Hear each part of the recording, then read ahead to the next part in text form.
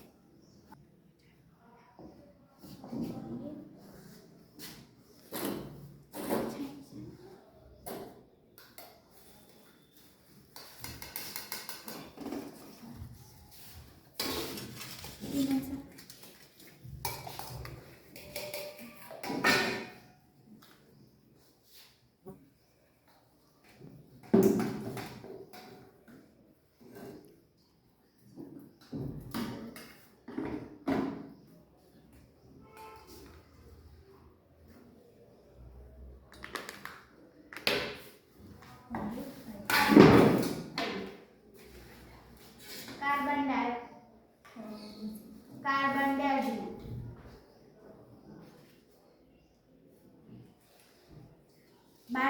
અને મેંગોજી 63% લેવાથી છોડની વૃદ્ધિ અને વિકાસ સારો થાય છે અને તેને ફૂગનાશક જંતુઓથી બચાવી શકાય છે અને તેનો ઉપયોગ આપણે નર્સરીમાં કરી શકાય છે.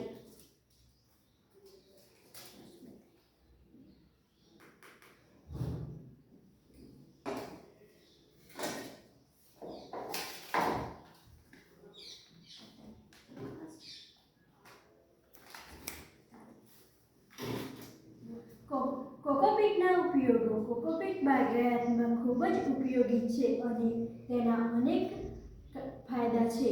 પાણીની જાળવણી ક્ષમતા. કોકોપીટ પાણીને લાંબા સમય સુધી જાળવી રાખે છે. હળવું માધ્યમ. તે ખૂબ જ હળવું માધ્યમ હોવાથી પોટિંગ મિક્સ હળવો બનાવે છે જે મૂળના સ્વસ્થ વિકાસમાં મદદ કરે છે. બીજ અંકુરણ. બીજ વાવવા માટે કોકોપીટ આદર્શ માધ્યમ છે કારણ કે તે નરમ હોય છે અને છોડને સહેલાઈથી બહાર નીકાળવામાં મદદ કરે છે. Potting mix. તેને સામાન્ય રીતે માટી અને ખાતર સાથે ચોક્કસ જેમ કે 80% માટી અને 20% કમ્પોસ્ટ ખાતર મિક્સ કરીને પોટિંગ મિક્સ બનાવવામાં આવે છે. જમીન વગરની ખેતી. તે ઉપયોગી માટી વગર છોડને ઉગાડવામાં મદદ કરે છે. અમારી સાથે જોડાઈ રહેવા બદલ આભાર.